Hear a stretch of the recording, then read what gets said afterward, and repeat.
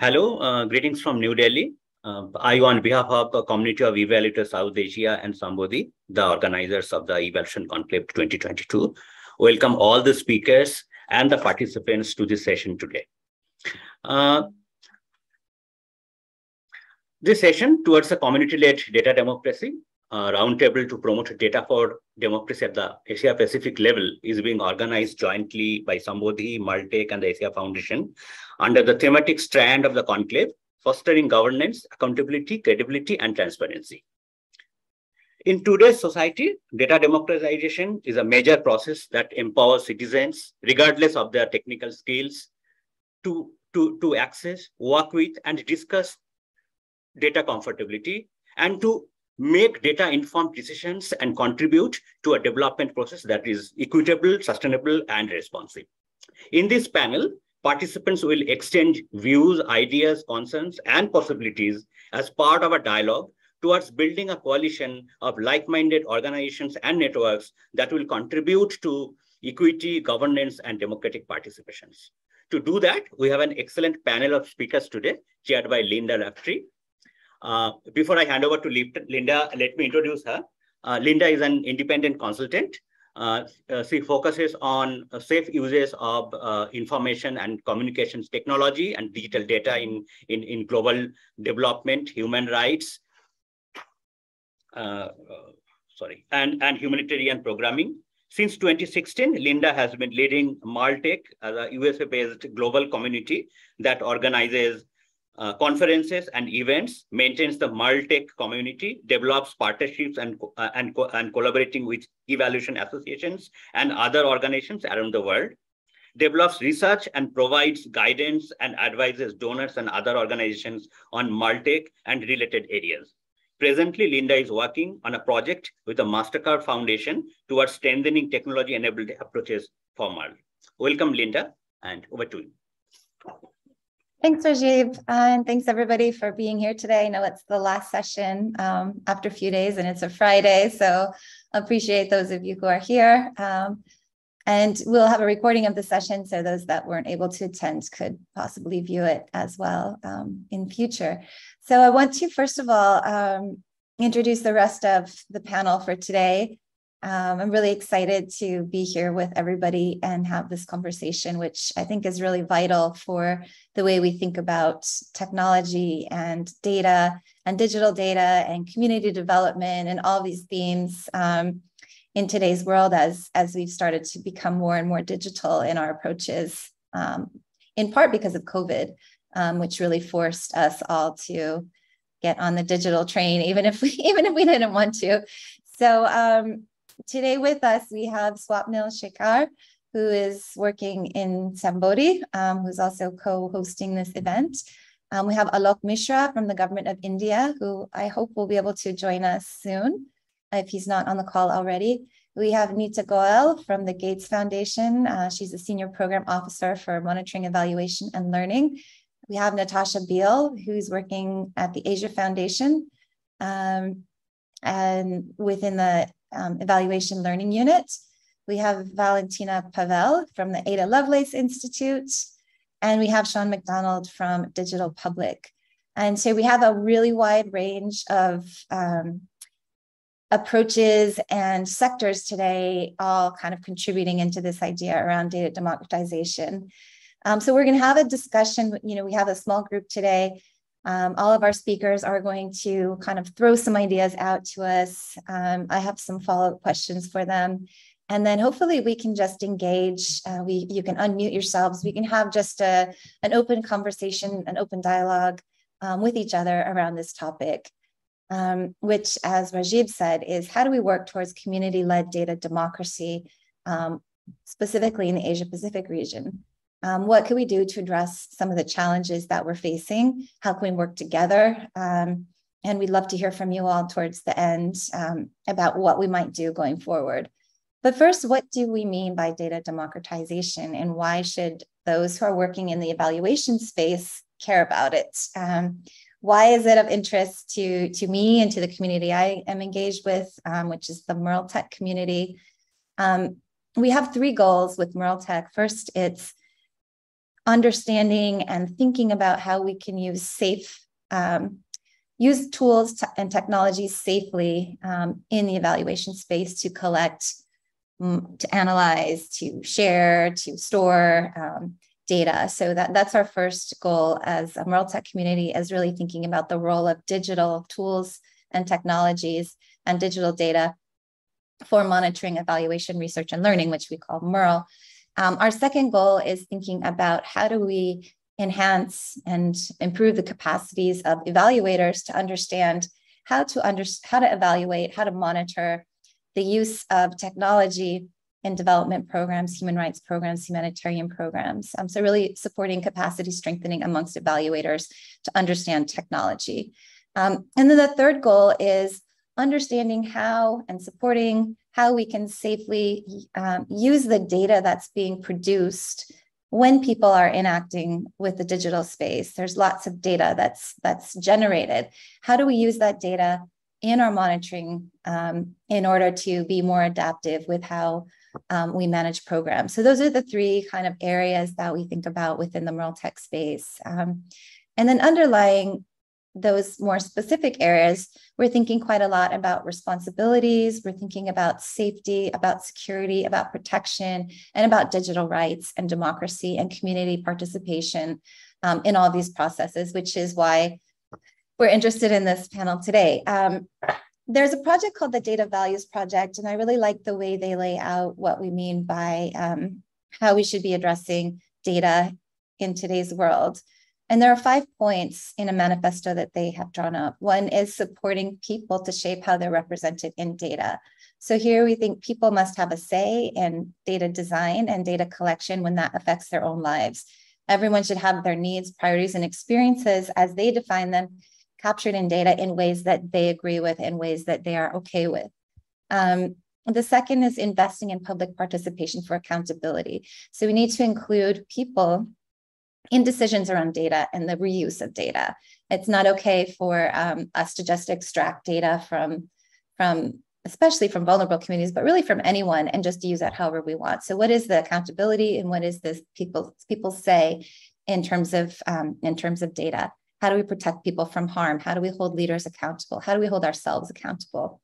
The third is democratizing data skills for greater equality. So how do we support everyone at every level to have more confidence in being able to understand data, understand how data is used, and to be able to use data for their own purposes and their own uses? The fourth is creating cultures of transparency, data sharing, and use. And so how are we investing in strengthening cultures of data use and data reuse in positive ways, in ways that are well-regulated, in ways that are safe, and ways that will engender trust? And then the fifth one is really funding open and responsive data systems so that people can share in the benefits of data. So it's not only the elites, only the ones who are kind of controlling data, but really how can wider society, especially communities that we're working with in development sector and humanitarian sector, really benefit from the fact that all this data is out there and it's being collected and used. I'll put in the chat a link to this manifesto in case you'd like to look at it later. But why are we talking about this at an evaluation conference? We really think it's important for government ministries, for donor organizations, technology consultants, nonprofit organizations, international organizations who are working on data governance to all come together in a conversation together. So we're not talking about this and working on this in silos. And so again, we're hoping today that we can brainstorm around creation of a community or future work that we might be able to do together, bringing others into the fold, and think about, perhaps a consortium or a distributed community network where we could dig deeper into some of these topics and really work together towards more democratic, participatory, less extractive and harmful use of data, especially digital data in our work. So really, we want to talk today about how we can take this beyond a session. So I've kind of dumped a lot of information out on you. I'm going to be quiet now and pass over to some others to kind of provide some of their inputs into this really important topic. So we want to start off with Swapnil, because I know you and I really started talking about this issue back in June when we were together at the European Evaluation Conference and thinking about, what can we do together to bring this topic alive in the Asia region at this particular conference. So over to you, Swapnam. Thanks a lot, Linda. Yeah, I remember our conversation. The technology side of conversation is always exciting. Somehow in India, we believe that if technology is in place, data systems are in place. And somehow these are connected, but not in the way that we think it's connected. So for me, let me start with the way I think that data democratization should happen. So for me, I think there are two layers of democratization that we are thinking of. The first layer is the supply side. So the supply side would harbor people like us. We'd harbor people like Alok. So essentially practitioners, implementers who use data or misuse data or can repurpose data. So for them, democratization would mean that we have to make sure that data is simple, data is accessible, data is inexpensive. So for me, that's the basic definition of democratization at that level. And we have different level of competencies as well. So looking at competencies and then simplifying data usage is something that democratization would mean for me. The second and the more nuanced level of layer is the demand side, which is embedded in what we call as the catalyzing active citizenship or say rights or citizenry kind of an approach that we see in it. That is essentially from where we source our data. So it can be community, it can be households, it can be people like you and me. So that's the demand side. So democratization in this level would mean that whether we are able to roll back or whether we are able to go back to the community with the data that we have collected. 20 years in research, I have been in all my life mostly extractive. So I can understand from where it is coming from. So for me, at that level, and Neeta would speak more about it, what is the challenge that we are facing when it comes to evaluation and evaluation practices at the community level? We belong to the old participatory rural appraisal field building process. So I can understand where we are coming from. So for the first level, the first layer that I spoke about, in the last few years, we see that public policy and service delivery realm, India has started talking about using public data for better purposes. We have some certain examples where we are deploying public intent data for sort of repurpose or for better usage as well. So when I say public intent data, let me clarify what does it mean in Indian context. In public intent data, we would use government administrative data. So all kind of government administrative data, which is public, would belong to that school of data.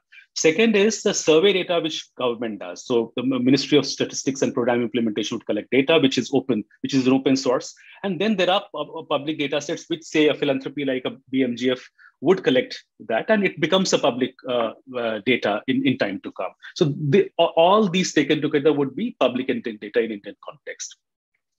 So if you look at the kind of, we being a M&E agency, if you look at the TORs that we are getting these days, increasingly every day we see that there is a demand for using public intent data for evaluation purposes as well. So that reflects in a way that things are changing. We see a value in better using public intent data.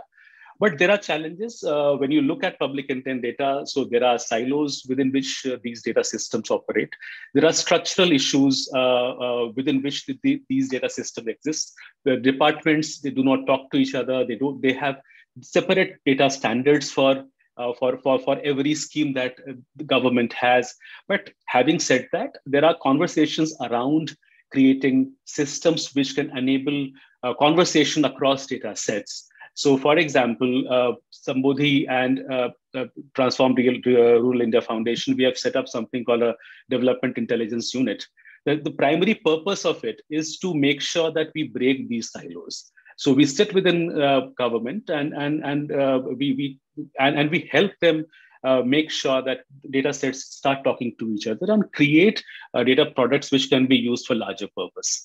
I'll take example of Niti Aayog, and Alok can further elaborate on it. So the very example of how a multidimensional poverty index has been created. So it is not created using any primary data. So what the data sets which have been used there are essentially secondary data sources. And this has been sort of, and this has been made actionable. So it's not only for academic purpose, it has an action agenda behind it.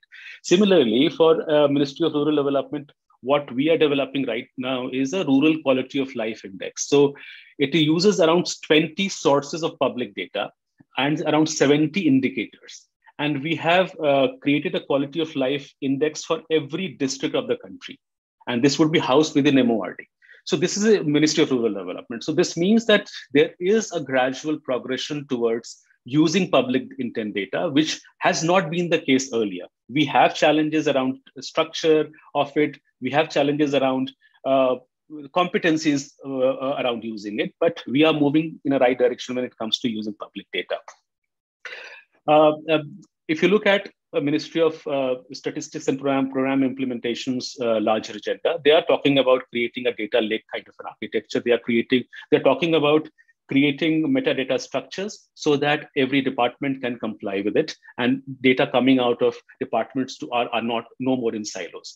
But I see, and Alok would also agree with me, that the journey is quite long, and we have started conversation. But one of the initiatives that I would like to allude to is NDAP, which is a recent Niti Aayog's initiative, which brings together several data sets, and it also has a front end which would enable a non-data person to use data effectively.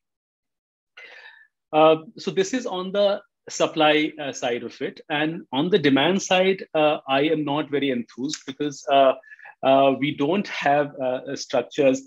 We have been administering questionnaires of around 2 hours from people, and we have never gotten back to them.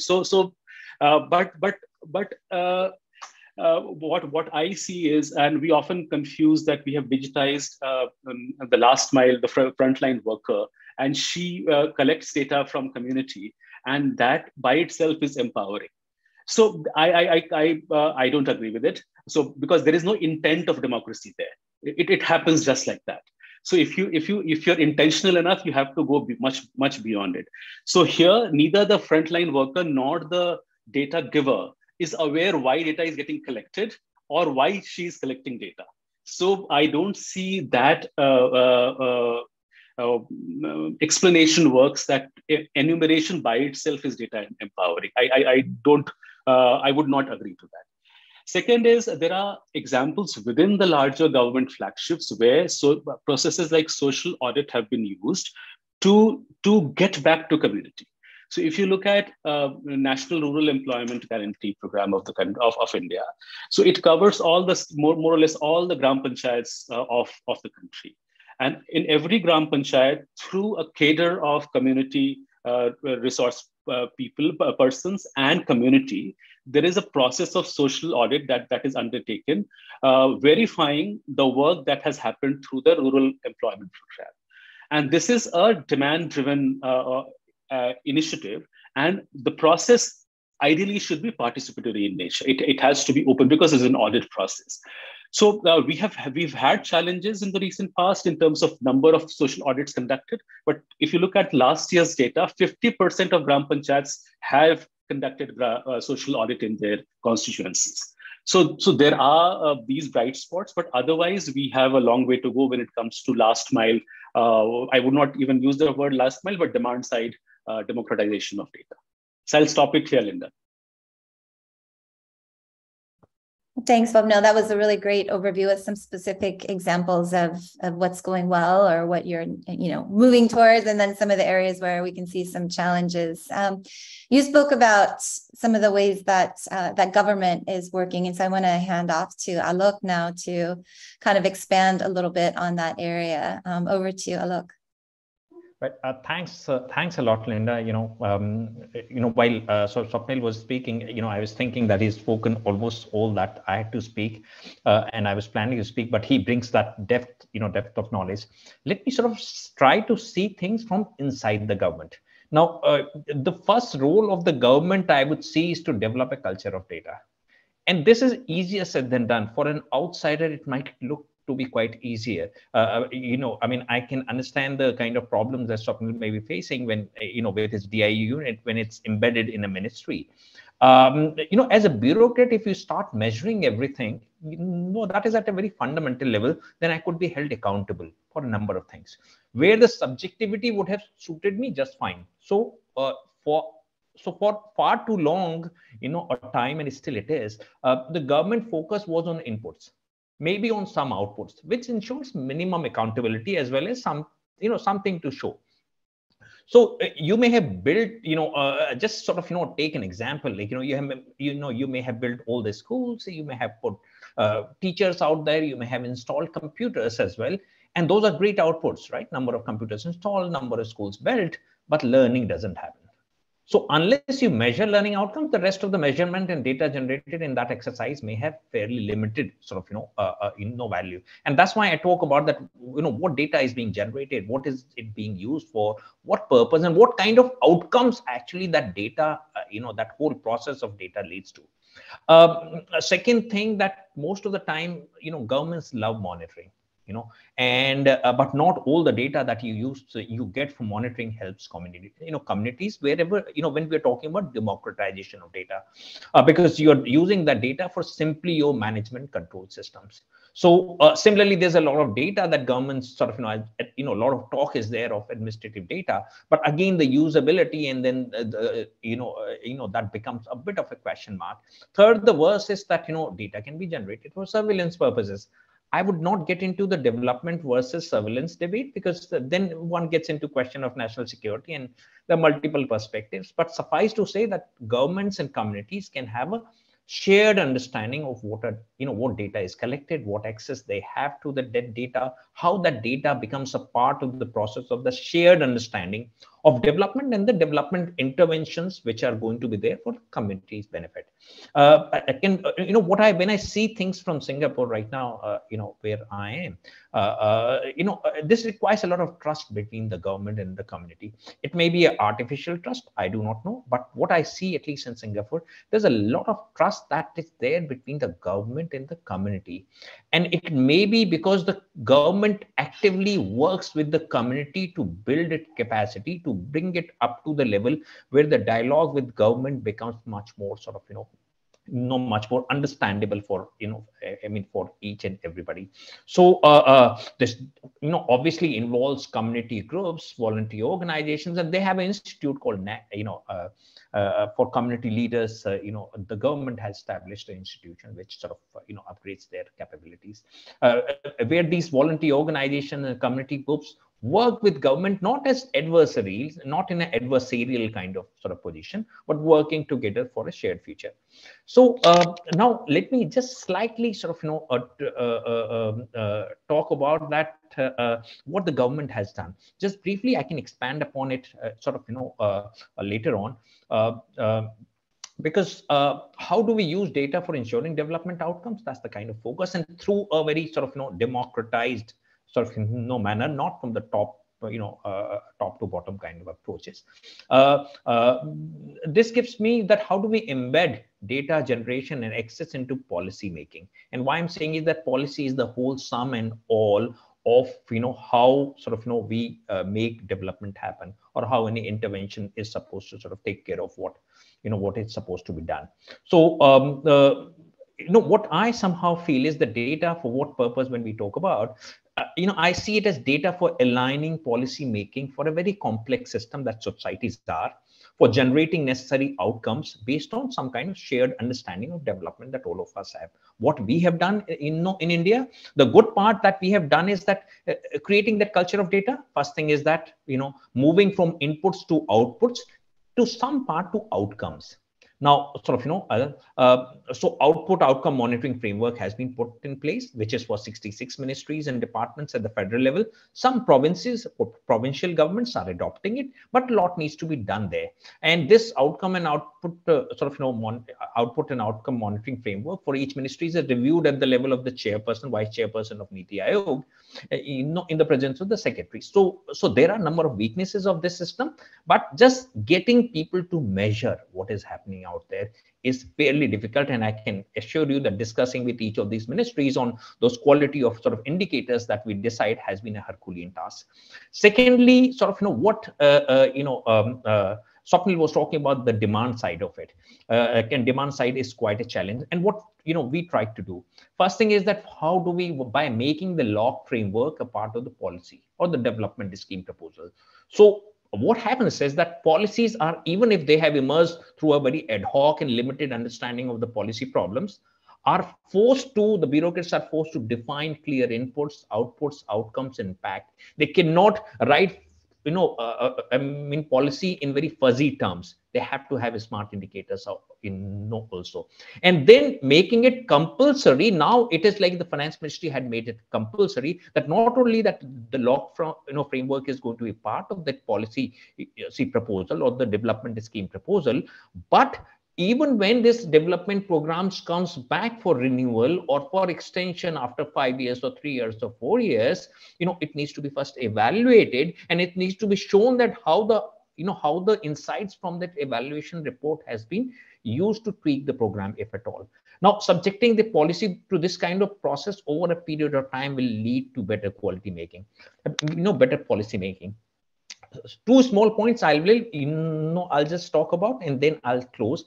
What we have done is the second part is that from to sort of generate this demand side, take care of this demand side, introducing competition to assess data system maturity of different ministries. And what they have done is something called DGQI, which is Data Governance Quality Index. So not only leaving at that, but creating an enabling system of data strategy units. Now, DIU is one such data strategy unit. And for this thing, there's a buy-in at the top, top in the Prime Minister's office. And that's what, which so nicely Swapnil talked about, breaking those silos, brings that, part. NDEP, yes, NDEP talks about only existing published Indian government data, improving access and use of it. Yes, to that extent, it is a fairly good, good effort.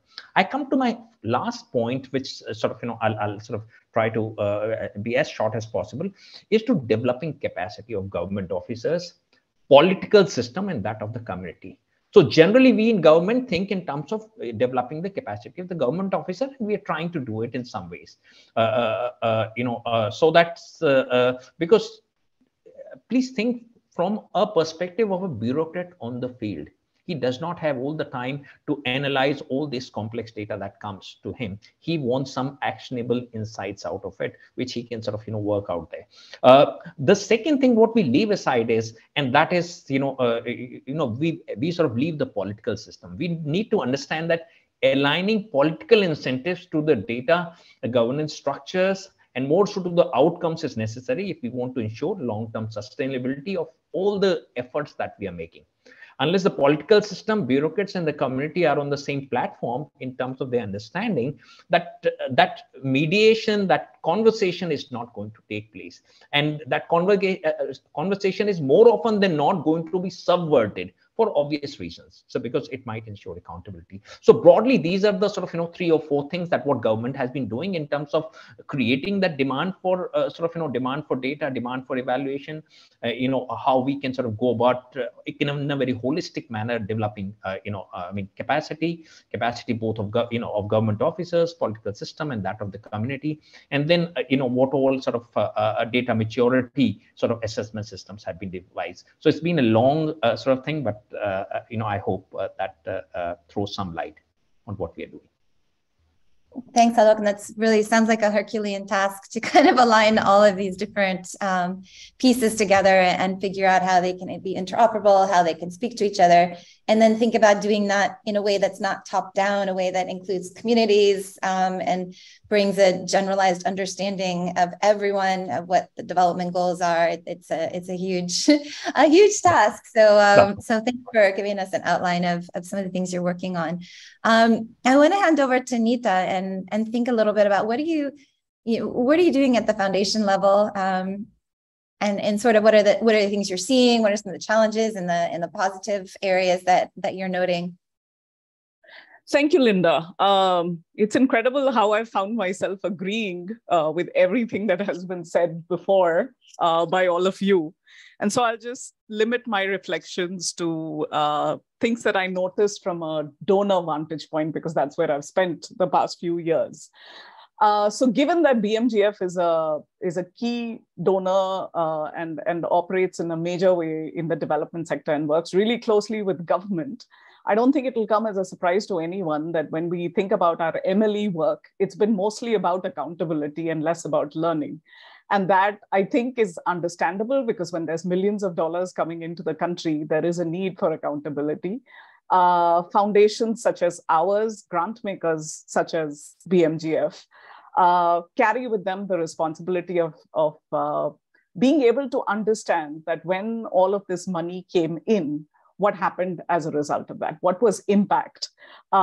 Just carrying forward on what Alok said, the inputs and outputs were enough at some stage, but at least in the private domain now, it's become really important to show impact, and that comes with its own significant disadvantages as well, because the foundation doesn't work directly with the communities we seek to serve. We work through our partners. This puts us in a very powerful position and gives us a very powerful voice in terms of determining agenda and determining accountability. But it also, I think, pushes us into a corner, because it also means there is that we can't directly reach out to communities, that we do that in collaboration with our partners and are dependent on how partners perceive things. So, for instance, I would, for example, talk about open data. I think BMGF has been committed to open data and open access publications for a long time.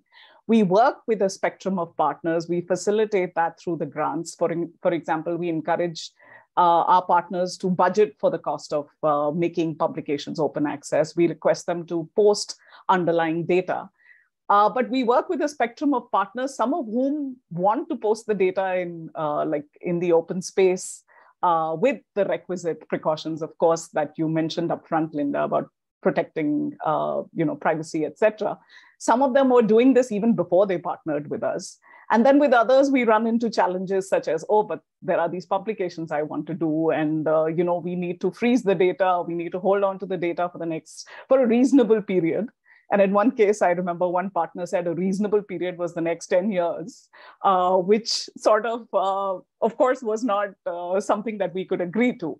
So there is that side of it, I think. But this quest for accountability and for attribution becomes a little difficult when you're trying to operate at scale, since we support state governments and national governments. It's not enough to do this tiny pilot here and say, okay, we are done. It's also about working with the complexities in a country like India, where diversity is a part of our everyday lives, where there's geographical spread. The challenges of working in MP versus, Madhya Pradesh versus Bihar or versus some other state, it's not as simple as saying, oh, here's this intervention, it works here, so let's just export it to a different place and it's going to do just fine there, right? So there are those challenges, which makes accountability a different question, which makes attribution of impact a difficult question. And I worry that we are the primary cause of folks like Swapnil doing 2-hour surveys in an extractive way, because we are part of the reason they are having to do that, this quest for founding for accountability. Now, having said that, I feel like donors can play a very key role in all of these aspects. So the fact that Gates does mandate open data access and open publications is an important step. And I think this is something other donors also find challenging, like having requesting partners to post data in the open space. But this is really important, and it came home to me earlier today because we've commissioned one of our partners, ARTHAN, to do this mapping and landscaping of MLE organizations in the country and to have conversations with them about what are the challenges that they experience. And this covers MLE organizations, large ones, small ones, anyone who's willing to talk to us. And it's interesting that especially with the small and medium-sized one, the big MLE challenge for them is the lack of quality data that they have easy access to. The next big challenge is capacity building, the fact that they don't have the funding to access and A, hire dedicated evaluation staff, or B, to even have them access evaluation capacity building efforts, both of which I think are important aspects that donors can and should be contributing to. So the fact that this is coming home so strongly, ARTHAN has interviewed about 30 organizations as of now, and we're hoping over the next month to double that number. But this is coming through strongly, and it is something that I think all of us donor organizations could do something about. And so the data collaborative ideas you all are discussing are of interest to me. That's at one level. And then I think also the question of communities, I think because we've been so focused on being extractive, okay, how did health and nutrition improve in the communities that we hope to serve, or how are livelihoods improving? These are all questions that are of great importance to us. And to what extent can we say that the foundation's initiatives have resulted in all of this? I think the focus over the past few years has been on extracting data from households. But things, I think, I see green shoots where even at the foundation, the interest is growing in trying to understand, but what do communities think of all of these ideas themselves? If we go in with a health agenda, that's one thing, but what is it that communities, when we talk to women's collectives about their health needs, what is it that they're asking for?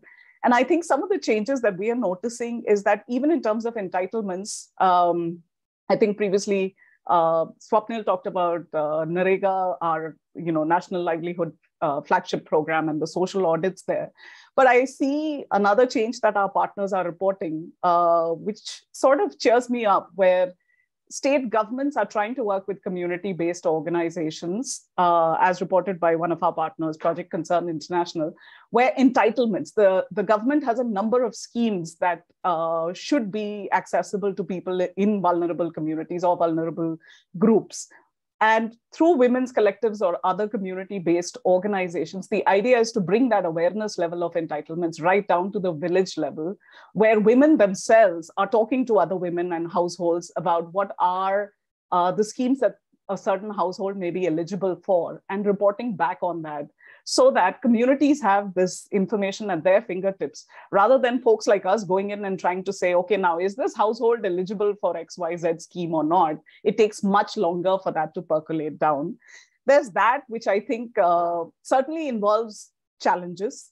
We're talking at a tech panel here, so I'll say the availability of smartphones. Who has access to smartphones? How do we deal with literacy levels? How do we deal with the fact that there is a clear digital gap when it comes to gender? Women will report having a smartphone, having access to a smartphone, and then it turns out that the access is limited to the man of the household, who takes it and goes off to work. So these are, I think, some of the challenges that we are and will continue to experience. But I think, as I said, I experience these as green shoots coming up and that there is an interest. Another of our partners, some of you may have heard of the Poverty Stoplight as a tool that's being used globally. Imago, one of our MLE partners, is trying to adapt this to the Indian setting. So Swapnil mentioned Niti Ayog's multidimensional poverty scale. This is a particular poverty stoplight, which is being now adapted for the Indian context, is what do community members think themselves about their poverty assessment on a multidimensional level. And the tool acknowledges that we're not working with folks that we may not be working with folks who are highly literate. And so it follows a visual scoring pattern where you press the red button if you think your household, it's visual. So you press the red button if you think your household fits into a particular definition of poverty, etc. And the results are really interesting, because how we score households on poverty, there's been a lot of debate on poverty lines, etc., which I won't get into. But what is a household's own self-assessment of their own poverty, and how do they understand that? I think that's another important aspect, that gathering information and not labeling, trying to understand how people express their own situation, their own context, and how are they positioned as compared to XYZ household in the same community, which may be more deprived than they are, and they know that better than we do. And so I think there are some of these efforts which there is increasing interest in, which gives me a lot of hope. And I think the final thing that I'll say is also in terms of trying to ensure, as we delve more deeply into all of these aspects of what does it mean for communities, what does it mean for us, how do we coordinate with communities, data doesn't equal evidence. I think that's another mistake I see being made often, even sometimes by MLE partners that we work with. They're connected, but they're not the same. So having data out there doesn't necessarily mean we know what the evidence is. And then even having evidence and linking it to how is it used, both by communities as well as by policymakers, as well as by organizations. I mean, it's a multi-stakeholder sector. And I think one of our projects where, one of our partners, participatory, the PRIA, which is an institute that uses participatory methods. I think one of the interesting things they did in Maharashtra is to go and talk to communities about the challenges that they're experiencing. Immediately, the community asked them, so what can you do for us? How are you going to fix all these problems we've told you? And part of the conversation is to say, no, but let's identify the resources you already have existing within your communities. And how can you campaign with your local government, with the urban local bodies to ask for these rights that you have in terms of sanitation or education or other entitlements that are owed to you by your government, that are promised to you by your government? How do we not just come in from the outside and come in as messiahs to save the world? How do we also build communities' own perceptions of what they can handle for themselves? I think remains something that we at the foundation need to get better at doing. But I hope something that other folks here and more broadly can sort of join us on. I'll stop there. Thank you. Thanks so much, Nita. I feel like with each speaker, we're getting a little bit deeper and a little bit broader, and and hearing so many of the different aspects and different challenges, and some of the green shoots, as you said, Nita, the positive places. And really interesting thinking about the digital divide and what are some of the tools that are inaccessible because of the digital divide, and what are some of the simpler tools that might be developed that could really enable community participation. So I found that really interesting. I'm going to turn over to Natasha, and Natasha is with the Asia Foundation, which is also a foundation, but works in a little bit of a different mode with country offices across different countries in Asia. And I know, Natasha, because I've been working together with you on this, that we're doing a lot of work around supporting capacity within country offices with partners on some of these themes. So I want to hand off to you and sort of what does it look like from your perspective? Sure, thanks, Linda. And I should clarify. So the Asia Foundation is not in any way a foundation. It's just like the name of the organization from a long, long time ago. But we are a pretty basic international NGO that does implementation across Asia. Swapnil, I wanted to just mention, when you were mentioning about how there's like community health workers like going out with their cell phones, collecting data, and the communities don't know why they're collecting data, and the health worker themselves may not know why they're collecting data. And I feel like I've totally been there 10, 12 years ago when smartphones kind of became like the thing in kind of the MERL tech community. My job in India was to train ashas to like go out and do this data collection. And I would explain, I would have these huge things and be like, has anyone ever heard of the internet? And you would have a whole group of ashas just like, I have no idea what you're talking about. So I really felt connected to you mentioning that before. So at the Asia Foundation, we have had kind of an intense commitment to open data to kind of take from what Nita was saying at the Gates Foundation. So, obviously we do a ton of extractive data collection. We do public perception surveys across Asia. And one of the things we've tried to do to kind of commit to open data a little bit more fully is to, one, partner with the Australian National University. So they have a Dataverse, that's their open science platform that they host data sets on. And we have posted a bunch of our data sets to that platform. And we have a partnership to continue to kind of do that and make those anonymized data sets accessible. But those are, again, the audience is academics primarily for that. We've also, to kind of speak to Alok's point about how, like, you know, government bureaucrats don't have a ton of time to like analyze huge data sets. They really just need like key, quick insights that they can actually take action on. We launched a few years ago, before I joined the Asia Foundation, our data portal, which is at surveys.asiafoundation.org, which is meant to allow users to visualize all of our data sets. So there's a bunch of charts and graphs that are all powered by Tableau, and you can go into like a specific survey and basically see how different people answer by different group or region or whatever, different kinds of perceptions about their government or their safety or whatever the case may be. And ideally, that's supposed to bridge this gap that we have with a lot of our local government partners, because we work with a ton of smaller government units, so like municipal level or whatever the local government unit is in the country, to build their capacity to actually use data to, you know, make more accurate and responsive budgets for their, or, you know, development planning for their communities. And this was meant to kind of help bridge that gap. But again, the barriers to access include things like, one, the internet, and the capacity to even navigate these visualizations. So we've been doing that. At the same time, we have been working with Linda actually on a responsible data initiative to actually roll out a responsible data policy at the Asia Foundation for all of our country offices and programs, as well as kind of secure all of our data storage and data sharing processes.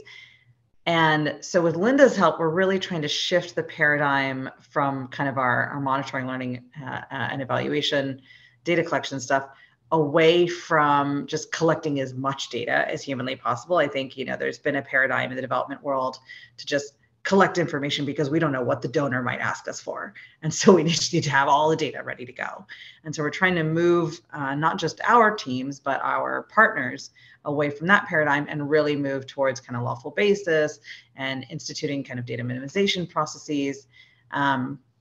And this is an area where we really want to kind of hear from other organizations working in this space across Asia, because we found it, you know, a pretty interesting area to navigate across Asia. We've got a lot of different kind of privacy regimes across Asia. For example, we've got the Personal Data Protection Bill in India, which has one set of rules and regulations, but then we also are subject to a fairly different set of rules and regulations in China, just across the border, with the personal information protection law that they have there. So we're really trying to parse a lot of these different regimes throughout like ASEAN, South Asia, China, and the different models of data privacy laws in those areas, while also kind of, you know, really trying to keep like an ethical core to everything that we're trying to do in terms of doing no harm. So it's been tricky balancing our commitment to open data while also making sure that we're considering the safety and security of our data subjects.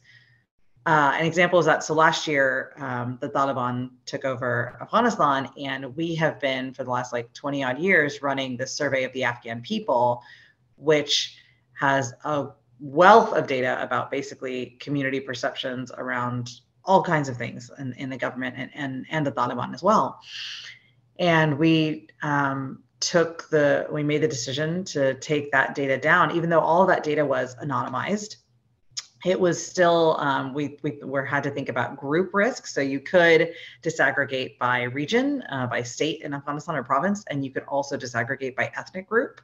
And we just thought that the risk was too high for people to be able to do that online. So we took all of that down.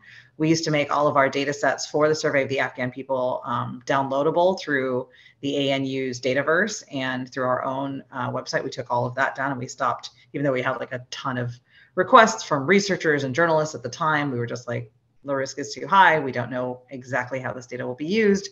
And so we just stopped sharing it entirely. We've had to make similar considerations in Myanmar after the coup, where we do a lot of, where we just have a ton of data as well.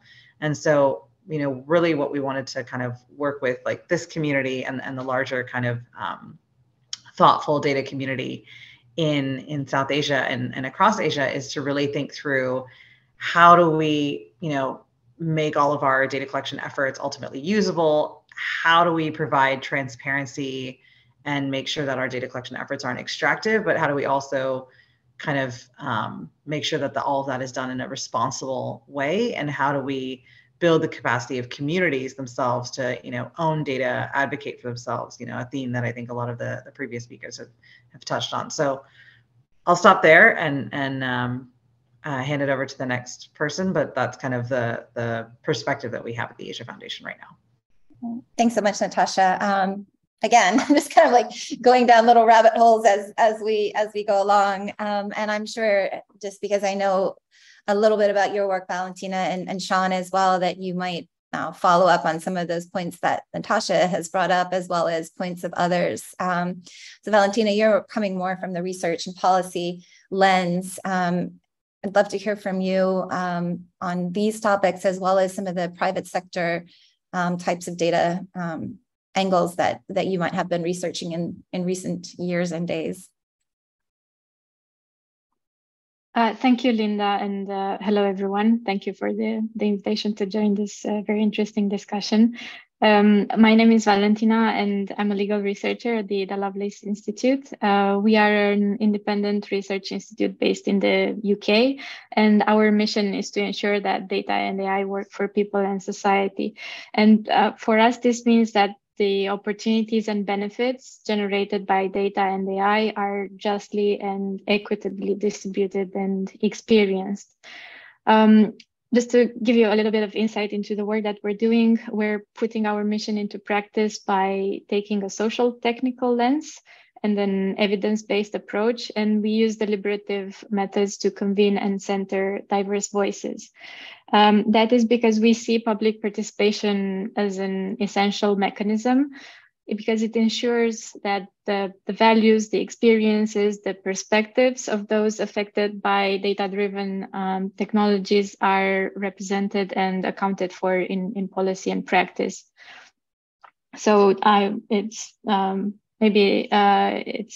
really obvious to highlight some of the benefits and the impacts that this has when it comes to offering a more robust, evidence-based, but also greater legitimacy and accountability by ensuring that those who are affected are actually taken into account. And this is important from multiple points of view, because worldwide we see that there are more and more initiatives that aspire to use data for the social good, like conducting health research that can save lives, reducing environmental harms, or producing more social value for individuals and communities. And all these efforts need to be matched by responsible data governance, which is by no means an easy task, but less often individuals and communities actually have a say in what good is. And generally decisions are taken elsewhere.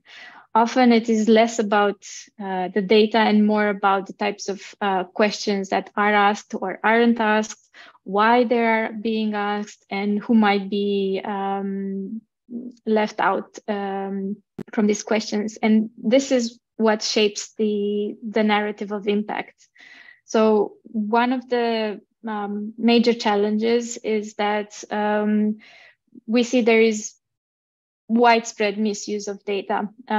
We see this in high-profile data breaches. We see this in data sharing scandals, both in the public and in the private sectors. And Natasha really clearly spoke to some of the challenges on the ground.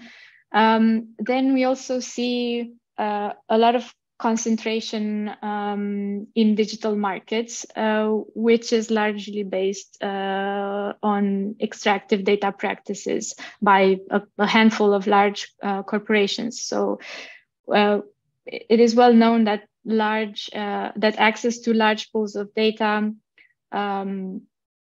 allowed companies to grow their influence and to spread their sphere, not only in private markets, but also more and more influencing the underlying infrastructure for many public services. And they are extending into very sensitive areas such as education and health. So This leads to a third point when it comes to major challenges that we need to tackle, especially around the huge lack of transparency and scrutiny, such as, for example, around public-private partnerships. And this adds a lot more areas of concerns when it comes to how we use data.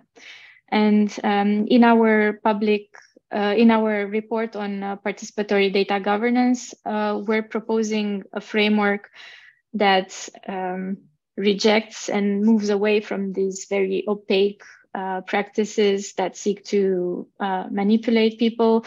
And we're encouraging practices that empower people and help them inform, shape, and govern their own data. And this is a report called Participatory Data Stewardship, and I'll drop a link in the chat at the end. One of the main questions that I've been thinking about in the work that I'm leading is, what would a more ambitious vision look like that centers governance, regulation, and use of data on the needs of people and society? And a report that we're going to publish very soon provides a map of interventions that we think have a very strong potential to reshape the digital ecosystem. And some of these mechanisms that are being discussed in the report have to do with alternative data governance models. And these are new vehicles that represent collective power, such as data unions or data trusts or data cooperatives, that have the chance to reduce power and information asymmetries, that can allow different levels of participatory data governance, and that can enable a more responsible management of data. And we offer details around how can these structures be put into practice in our legal mechanisms for data stewardship report. I'll also drop a link to that as well. But what I want to underline is the fact that these models are very nascent and they are not enough on their own to achieve transformative change. And we need to have a critical look at the political economy in order to prevent new models from being captured. And I think we need large-scale interventions to enable new institutions for democratic data governance to succeed. And these large-scale interventions are largely around limiting the power of large technology companies to basically capture and enclose data throughout its life cycle. It's about expanding the enforcement of data rights and privacy protections. It's about reforming government procurement policies. And it's about expanding public capacities for data governance.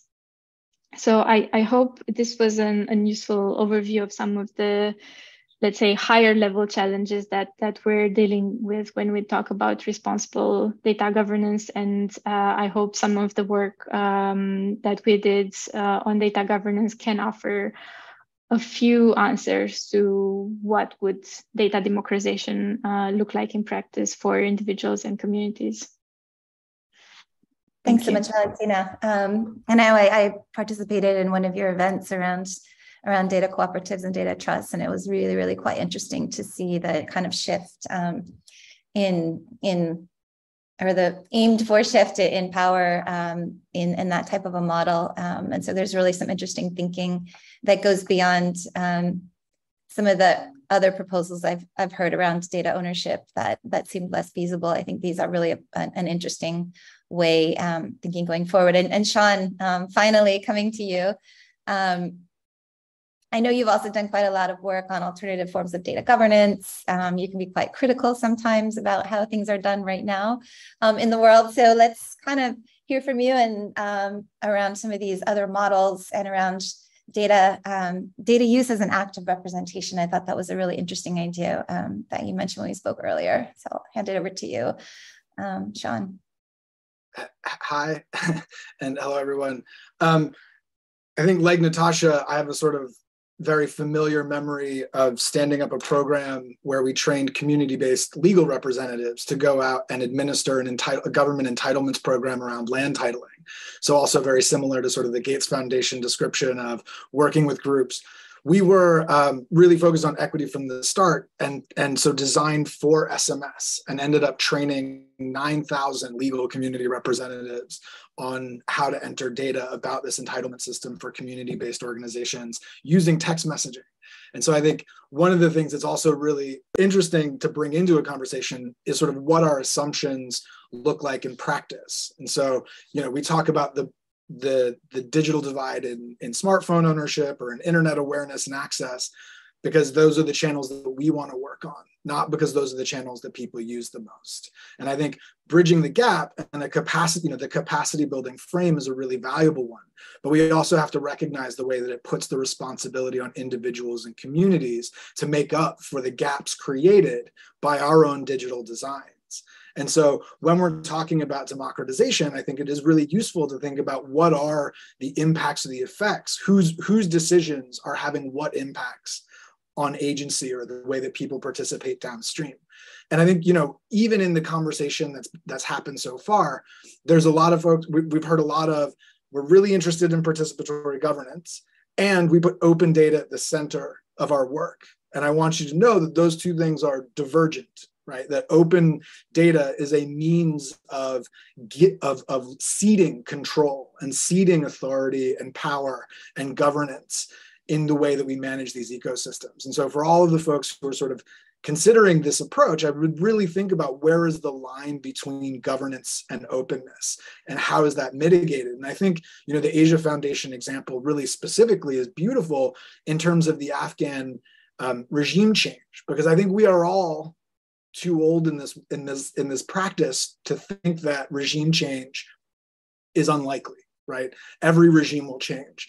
And so it's interesting to think about, okay, yes, in Afghanistan, there was a very strong polarized shift. And in Myanmar, there was a very noticeable polarizing shift. But what are the gradients of that, right? Where do the Asia Foundation's politics stop, and how are they reflected in more gradual shifts in politics? And that's not because I'm criticizing the Asia Foundation, despite the introduction. This is because the gray area is where the work happens.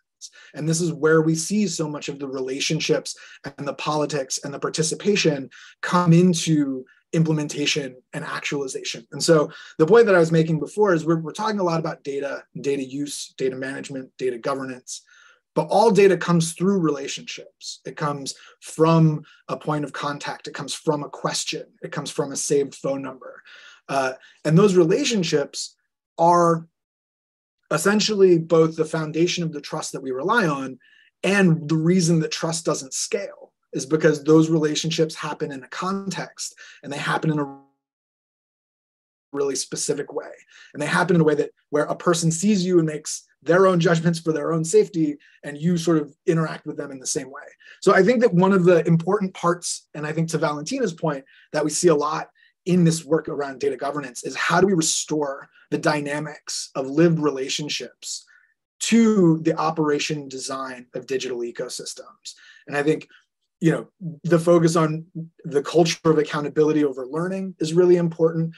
The focus on accountability over system adaptation is something the MERL community has wrestled with for a very, very long time. And even in technology design, so many of the initiatives are about what can we do pre-deployment? You know, what can we do before we put the technology into the environment, before we write the policy to make sure it's legitimate? And very little of the work is actually done about, okay, what problems could this cause? How will the people who experience those problems solve those problems? And, you know, justice systems are great, but wildly overrun in most parts of the world. You know, taking a digital system to court is something that is more often done by advocates and people in civil society than by individuals experiencing those harms, and bridging those accountability gaps is a really big piece of this. And so I just want to land that. I want to land the point about relationships in the concept of trusts and what we're calling alternative data governance. I don't personally, like, that doesn't relate to me as a term because I don't think we have enough of a baseline about it to know what the alternatives are. But the things that trusts do, and the things that I think that a lot of these models of stewardship are intended to do, is introduce friction into the ecosystem. It's meant to say relationship integrity is important. And we see that happening in we've seen that with the global pandemic and healthcare authority as just one giant, red flag about how institutions are managing the credibility erosion around this. So I'll say that I'll finish with data trusts are essentially legally two quick things. One is there's a lot of conversation that these models are nascent. I really disagree with that. Also, I think that most of these models are in practice, but we're starting from data and we're starting from the practice that we want, which is a data lake that we can go query whenever we feel like it to get data to use in whatever context we want. And we're saying that these models of governance, which exist and have legal authority, don't let us do that. And because they don't let us do that, that they somehow don't operate. And I want to be really clear that that's not what's happening. There are hundreds of thousands of trusts that use data all over the world every day. They just don't provide unlimited license to reuse that data in the way that a lot of our initiatives want them to. And so in that vein, trusts are a vehicle for measuring and essentially ensuring the directness of beneficiary interests, of user interests and contributor interests in the way that those decisions are made with a pre-built and heightened level of accountability and participation required. Now, that's a legal trust, and there are very, they exist in common law and increasingly in civil law, and there are like a million legal rabbit holes to go down. But I just want to be really clear that I think a lot of what we're talking about here is not the mechanism of data use. It's not even the technology that we're talking about. It's how do we redesign these service relationships to be responsive to the integrity of the end user, the people who we are in fact designed to serve. And I think that that's the hard part, and re-architecting the tools to reflect that is just one part of negotiating the politics of it. I don't mean that to be critical. I actually mean that to be optimistic because it means there's a place to work, but I'll leave it to the group to have more informed thoughts about that. Thanks so much, Sean. I think we've heard a whole lot of information from our speakers in the past little bit over an hour. And so I want to open up to, participants. If you would like to ask a question or, make a comment, please keep it short, a minute or two, so we can hear as many people as possible. Or you can type some thoughts into the chat. And in the meantime, I'd love to hear from some folks in the call about what next. We just raised about 1,000 different, 1,000 different issues that we could work on, and a lot of different roads we could go down. What are your thoughts? Anyone who wants to come in, what could we do next, or what should we do next in order to start moving along the lines of something that is more participatory in terms of data governance and community-owned, community-led processes. I, for one, think that part of the issue could be the way that the whole field of development cooperation is also, kind of extractive and top-down in many ways. So, until we change that, we're going to have these relationships. And so, wondering, myself, how do we could the role of evaluators start to chip away at the top-down nature of the development process itself? What could be built on that's already out there? I have a lot of questions about what could we kind of grab onto? How could we go forward here? And Swapnil and I, we've discussed some ideas, but I would love to hear from others. Maybe Nita, Natasha, if you're still with us. Really, where could we go from here? Or also anyone who wants to drop any ideas in the chat.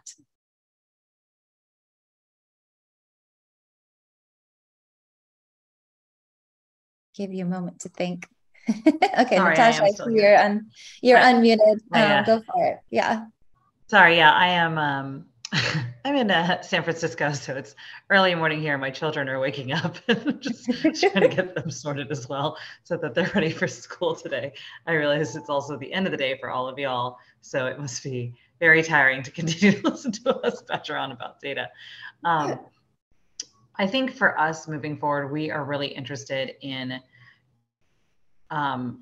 kind of furthering this discussion and learning from other organizations and working on kind of collaboratives, you know, similar to MERL Tech. I remember going to MERL Tech like back when I was training ASHAs, and it was such an important community for me to kind of learn a little, like really my introduction to kind of responsible data practices came from MERL Tech. My efforts to lead that now at the Asia Foundation with Linda have really come from that. So I think finding community amongst these types of organizations who are similarly interested in responsible data, open access to data, and democratizing data, and making sure that the communities from whom data is extracted can actually find use or advocacy or some effort in that would be really important for us. So I think continuing this conversation, making sure that we have perhaps, you know, formalized, established collaboratives or discussions, whatever form that may take. But the Asia Foundation would be very interested in kind of pursuing that and continuing further. Thanks so much. Nita and Alok as well, I would love to hear from you. And then we've got a question coming in the chat as well that we'll take after either of you gives your ideas. I can go next if that's okay, Linda. I think from my perspective, one of the things that at the foundation we haven't done well enough is bring our network of partners together, the ones who collect data, the ones who manage data for us, and have deeper discussions around this. I know in my past life, in my previous role at a different organization where they were committed to putting data out into the open space and it was a matter of routine, one of the things we ran into was consent forms and what is said on the consent forms, for example, right? Because if a consent form reads that the data will only be retained by the evaluation team, then we don't have community consent to actually post that data out in the public domain. And so there are many issues such as these where I feel like we haven't done a good enough job, even with our convening power, to be able to bring like-minded partners, but also broader other donor groups, et cetera, to have deeper conversations around this. We also work with challenges. I think going back to something Sean mentioned a while ago, that when you think about the freedom to post data, or when you think about things on a spectrum, what is it that we can or cannot do? What are the limitations in terms of what data can we put in the public space? What are the other constraints that we are running into? If, for example, the evaluation data that we are gathering is of a government program, then the government becomes a stakeholder. And do we have their permission to post the data in the public domain? Those are all, I think, things that we need to work through, which just tells me it's a more complex issue than, hey, you know, everybody, let's just post our data in the public domain, and that each of our partners and you know, other stakeholders need to be a part of the conversation. And I don't think we've done a good enough job there. So to me, that would be one of the next steps, to have deeper, more reflective sessions around what does this really mean? And what does it mean in the different contexts that each of our partners and other donors operate in? I'll stop there. Thanks so much. Alok, thoughts from you? Yes. So I was just thinking that, you know, my sort of, you know, a type of next steps that I would really think about is that, you know, how do the volunteer organizations, foundations work with government and the community to bridge that capacity gap and evolve a shared understanding on data governance, and not driven by any agenda? Because once we put agenda out there, the governments and at some point of time, communities also become suspicious. You know, just wanted to comment about that. Nita talked about the accountability and not learning. What I have seen in sort of, you know, my experience working with the government for over 20 years, that, you know, liberal democracies, if still have a more shared understanding of, understanding across various stakeholders on these points more, I am saying. But even among liberal democracies, if political parties who have been in power for some time do not like evaluation reports to be made public, in early part of their tenure, they can nicely blame the previous government. for all the ills of the program. But later, since they would be blamed for it, they and this is what I have heard from the highest sort of people in the government. Leave aside the authoritarian systems in government which evolve their own sort of data governance structure, which suit which are aligned to their own sort of objectives. But a bureaucrat in sort of in any even a liberal democracy will think that I have got Central Bureau of Investigation, I have got Central Vigilance Commission, I have got Comptroller and Auditor General out there. Why would I want another evaluation agency sitting in their judgment, on what I am doing when it might be so difficult working on the field? So how do we sort of, create that kind of trust with the government, between the community and between the larger organizations working in that field? That becomes very important. And one example that comes to my mind, I remember Mr. Gonzalo, who founded the much appreciated Mexican evaluation system. He was in India about 2 years back, and we were meeting him, and he said that even in Mexico we did not put out all these evaluation findings in the public domain straight away, but we worked with the ministry to devise improvement plans, and then the evaluation findings along with improvement plans was what was put out in the public domain. So so-called even democratic liberal governments don't like sort of criticism beyond the limit, but as an improvement sort of accountability, yes, but we need to be very clear about that. We need to be clear about the limits of how far can we take evidence, or the evaluation to guide policy making, which is situated in a rather very complex and complex political and process mix. So, so that's what the sort of broad point I wanted to emphasize. Thank you. Thanks so much, Alok and Nita. And I'm going to unmute Mahima because she's asked a question in the chat, and then ask if Sean wants to respond quickly. And then I'd like to close out because we only have a few minutes left with Swapnil, because I'd like you to kind of wrap up, Swapnil, and some of your thoughts maybe on what Sambodhi's role might be in the way forward. So Mahima, please go ahead with your question, and then Sean, be ready. Thank you, Linda. I'll make it quick. One intervention I've already mentioned in the chat box, that if any of the panelists, Sean has already replied about it, would like to share instances of when data, and particularly MERL data, was used to empower communities or enable citizens to use that MERL data themselves. And if not, then what can be done to actually enable that? And I have another quick point that I would like to make. And I heard a lot of the panelists talk about open data and the challenges with that. But when talking about open data, perhaps it's also important to ask who is using this open data. Is it the same agencies and researchers again? Are vulnerable communities using this open data? What are the data capacities on ground? Yeah, those were my two major interventions, but it was really nice listening to everyone here. Thank you. And if anyone else has a really quick example of positive use of data at community level, that would be great. And also there's one other question around, oops, now we're getting lots of questions in the chat, but let's take that first question quickly, and then we'll see how many other ones we can pick up. Go ahead, Sean, and others, if you have examples. So just a really quick one, which is what the absence of an M&E framework can sometimes do. And it can be a tool for advocates who are concerned about the impacts of what we sometimes call zombie technologies that get deployed, but then may or may not actually work in practice. One of the real examples of this very recently is contact tracing apps that were deployed by governments in response to COVID-19. India's Arogya Setu is, of course, a great example of this. In a wide variety of contexts, there was no M&E framework, and in most contexts, it's impossible to measure the impact of contact tracing apps, sort of by design. But what ended up happening is that when those things became ineffective, advocates were able to point to the lack of KPIs and the lack of life cycle management to be able to say why they should be shut down. And so M&E frameworks are both important in the way that they are positive forces, and their absence can be useful tools to shut down damaging things.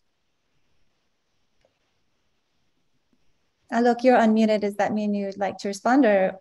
No. No. Thanks, okay, thanks. Great. I mean, I think I have a couple of examples. So one of the things that we're doing in East and West and different parts of Africa right now is a landscape review where we've been looking at, for the MasterCard Foundation, we've been looking at what are some of the ways that we can kind of shift M&E so that it's more focused, it's more community driven, it's more youth driven. And there are some examples there of youth using different tools and technologies to collect data, sometimes using video tools and technologies. I've seen some qualitative data collection tools that enable young people to interview other young people through video, and then those videos are sort of analyzed through platforms. Slum Dwellers International is an example. They work in India as well as in other countries where they're enabling communities to map marginalized communities or communities that don't have land rights, to map their communities and then advocate for rights and services with government level. And so I think those are really interesting examples of communities collecting their own data for their own purposes and then acting on that data to advocate for themselves. And I'm sure there are thousands of other examples that I don't have top of mind, but those are just a few that I've seen.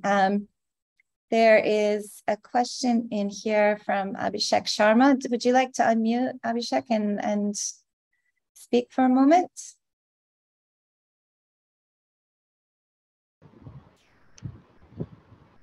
Yeah, thank you so much for this opportunity, and thank you for sharing your insights. My question was, what are the key mechanisms that could be adopted to ensure good quality data collected by the community, because only good quality data should be used for effective decision making? And how challenging is it to integrate community-led data systems into especially large-scale programs? Are there any examples that the panelists can share, and maybe some key learnings also? Any examples on that? I mean, I don't know, Swapnil or Nita.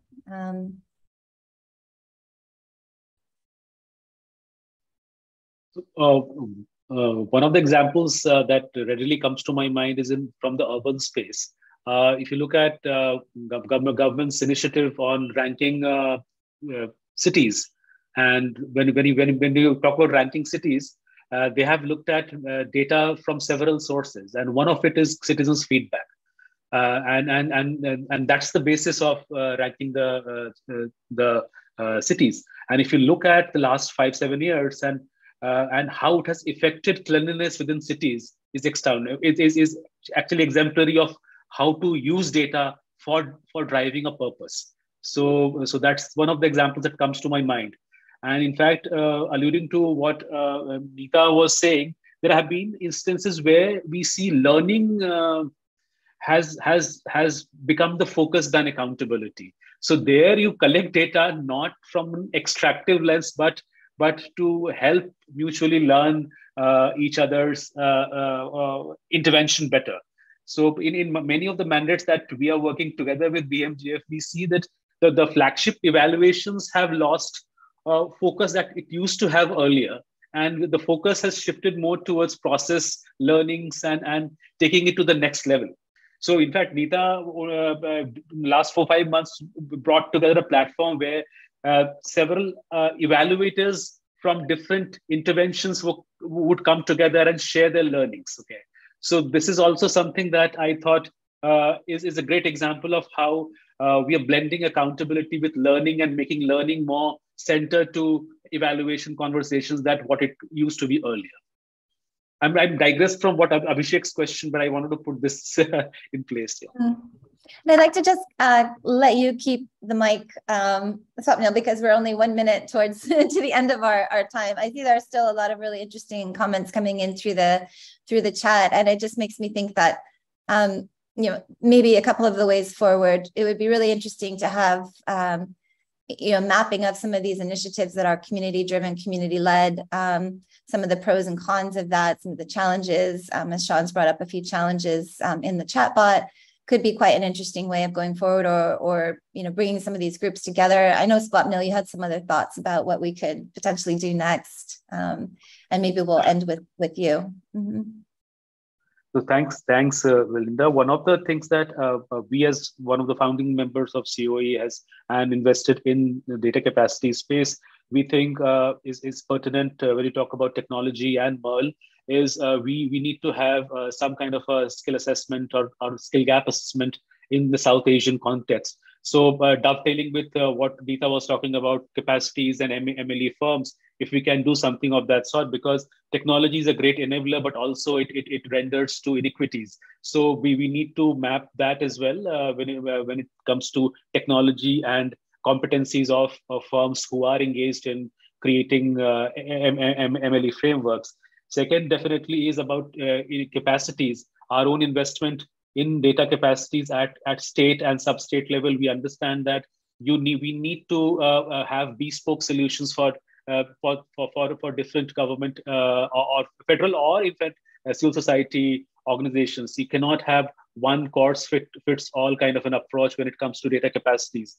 Purpose is different, incentives are different, competencies are different. So we need to be more sensitive towards what we create as data capacity modules for embedding technology in terms of monitoring, evaluation, and learning. So I definitely see COE per se and COE's event should have exclusive conversations around better usage of data. When you talk about public intent data, as a recruiter, we don't find people who have expertise in data science. So we need to have some tailored courses and these people come in they're very expensive. So when we talk about hiring data science professionals, we need to look into some kind of innovation or some kind of approaches through which we are attractive enough for data science folks to join us. So these are existential issues, but we need to think through these systems, and events like this would create that kind of energy in the system to draw people working in data science and towards public systems discourse. Thank you so much. And I think more debate, more discussion, more research, more training and capacity strengthening. And hopefully we'll be able to get back in touch with everyone who is participating today and really work out maybe some future steps together that we could take. In the act of giving you your evenings and your mornings back, I think we should end here. I think we could probably have a full day conversation around all these themes, because you've gone down a lot of really exciting and interesting and challenging and complex rabbit holes. But I want to thank Swapnil, Alok, Nita, Natasha, Valentina, Sean, everyone, Mahima for really supporting us to get this together, and everyone who came to the talk today to join us. And hopefully you'll see something interesting coming up soon out of this session. And let's see what we can do together. Thank you. Thank you, everyone, and a big thank you to Sambodhi and MERL Tech for co-organizing this session today, and as well to Community of Evaluators South Asia for a very successful evaluation conclave. Thank you, all the panelists. It was really enriching to hear from the different perspectives that we did today. Thank you. Thank you. Thank you. Bye. Good night. Thanks a lot. Thank you. Bye. Good night. Thanks. Good. Yeah. Good day.